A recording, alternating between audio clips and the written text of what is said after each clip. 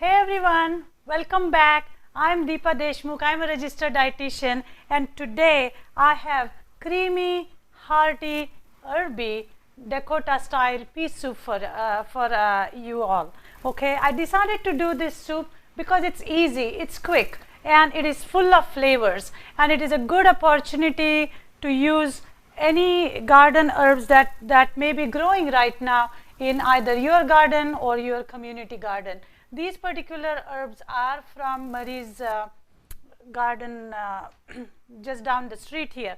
I'm going to talk about it a little later, but let's look at some simple ingredients that we need for this particular soup. And by the way, please pay attention to me because there is going to be a trivia question that is coming up a little later, and when you answer it correctly, you will get a gift card. You will be entered into a gift card drawing. So make sure you are watching me and you are listening to me. Okay, so peas are very interesting. They are always available. They are full of protein. They are full of slow acting carb.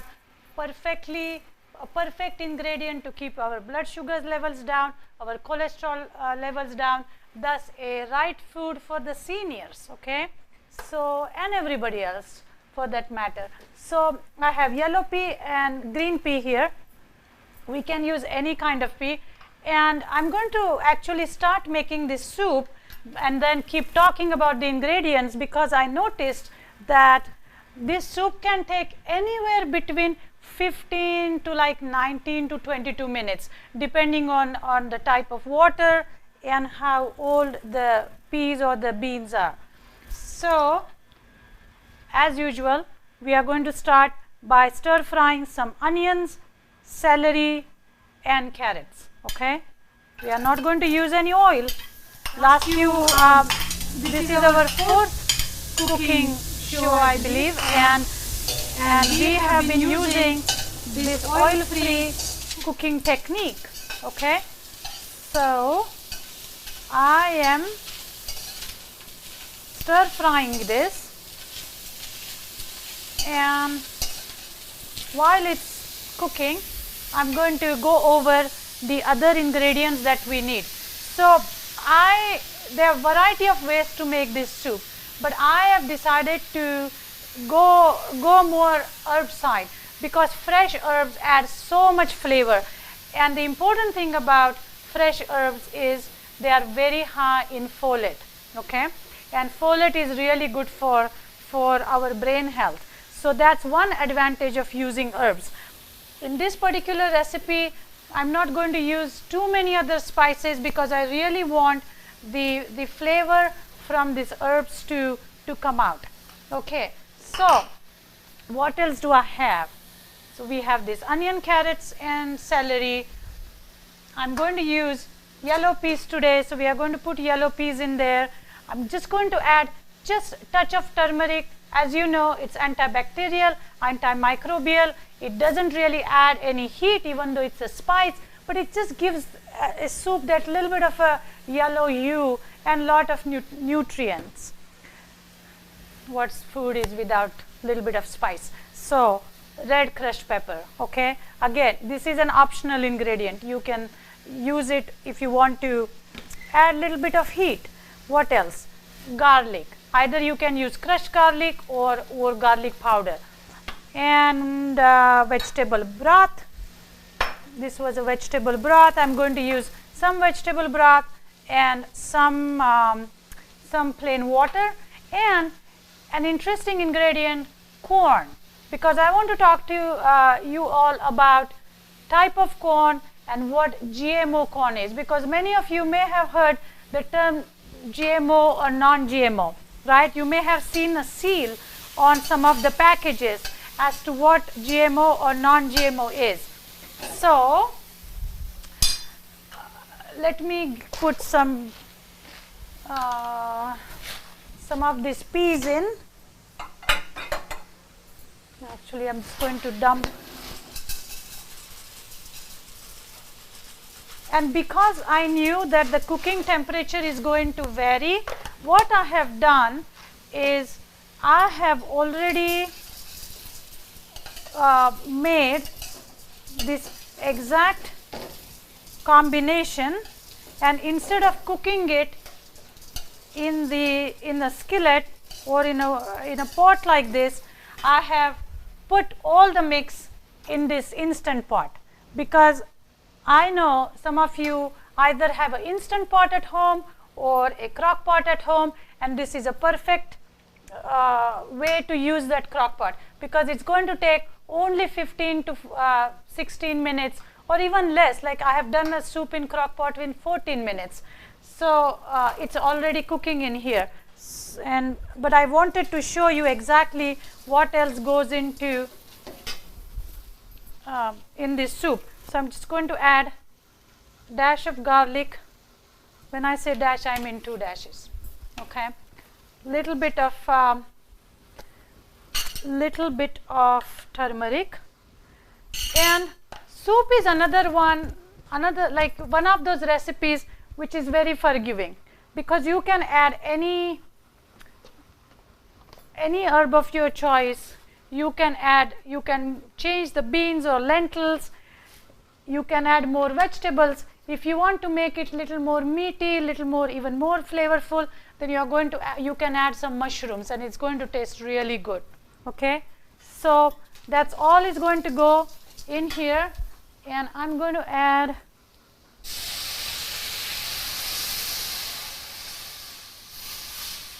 this broth and little bit of water.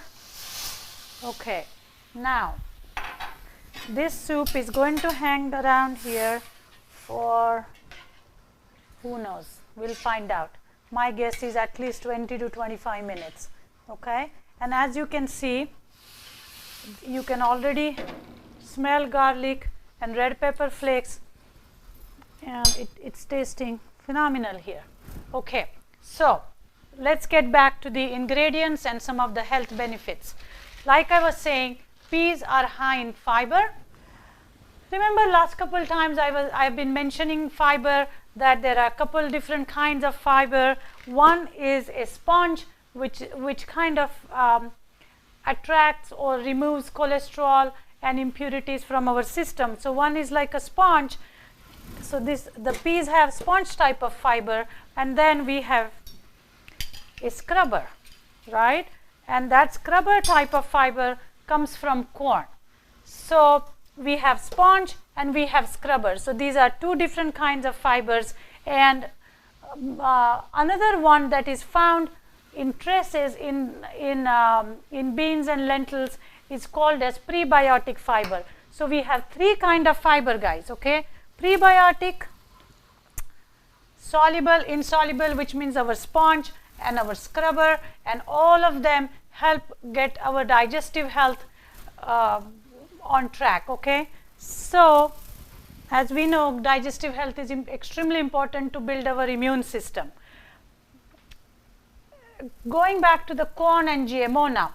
So GMO corn is basically, GMOs is a term that is used for genetically modified organism, which means that they have manipulated with the corn seed after planting, and then because of the use of chemicals and just the way they have crossbred between an animal DNA, actually it's a fish DNA, and corn plant. So it's genetically modified, right?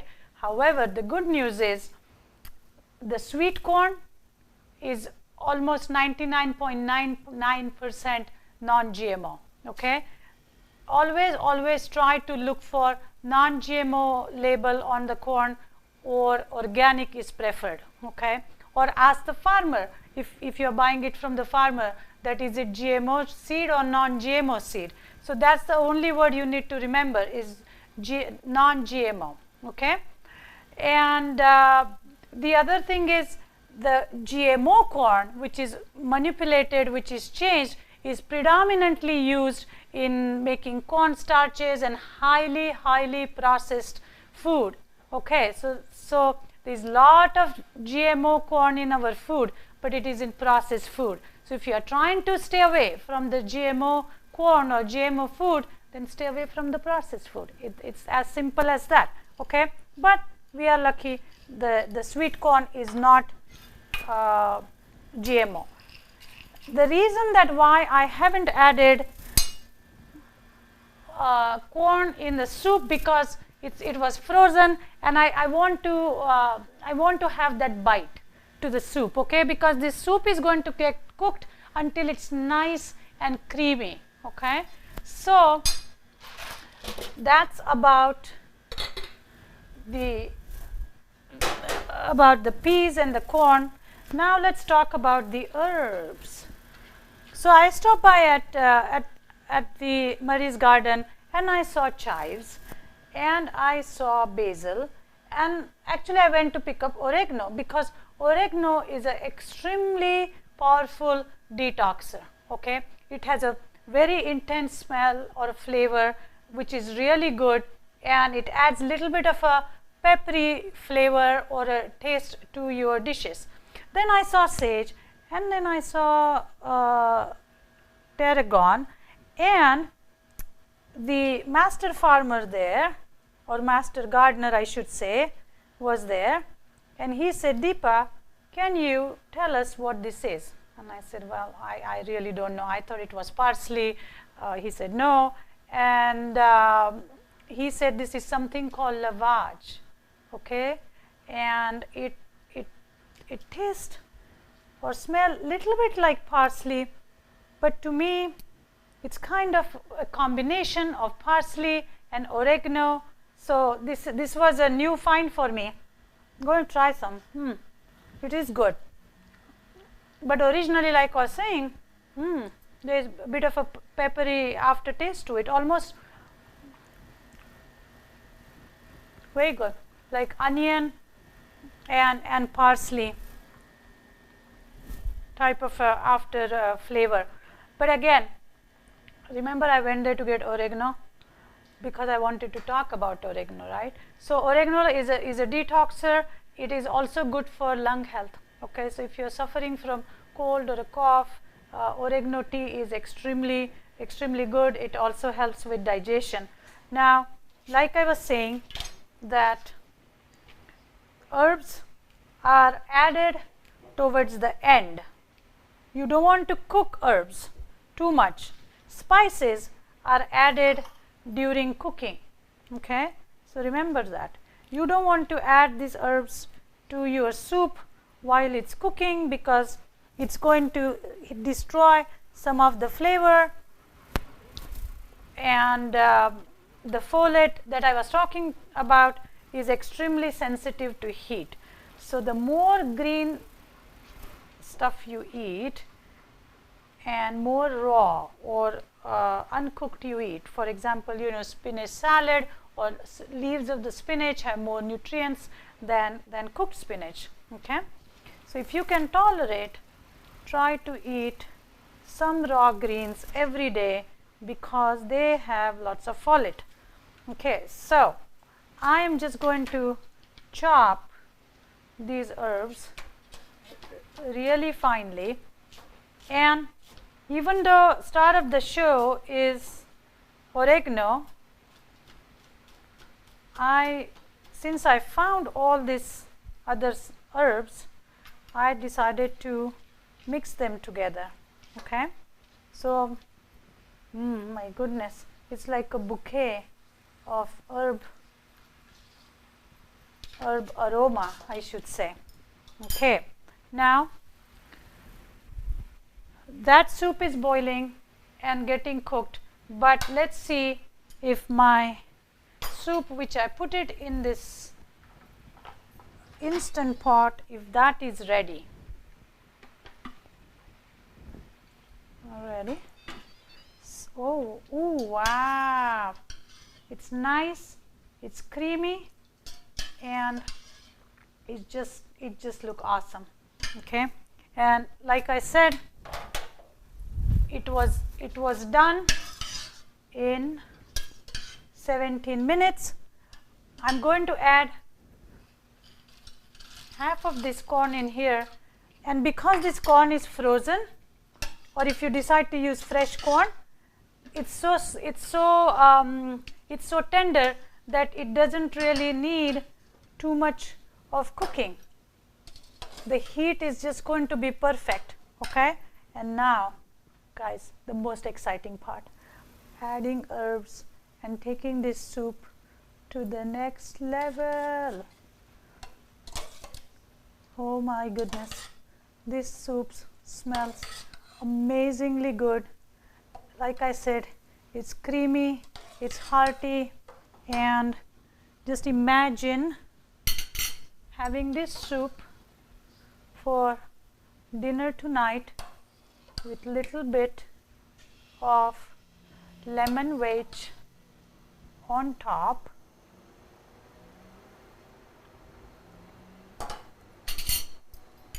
And I hope you were paying attention to me, because there is a trivia question coming up, and I'm just going to squeeze a little bit of lemon, and the rest of the lemon I'm going to drop it in this soup, because it's going to seep in there, and it's going to marinate in there and just add more flavor to our this creamy, yummy Dakota style pea soup, which is full of flavor, herbs and nutrients. So I hope you guys will make the recipe, send us the pictures, and make sure to answer the what are the type of fibers that I talked about in this recipe. Okay, by the way, recipe will be posted on our Facebook pages. So that's all I have for you today. Thank you for joining, and stay tuned for the next herb or spice or ingredient we are going to showcase in our next cooking class. Thank you, and I'll see you later.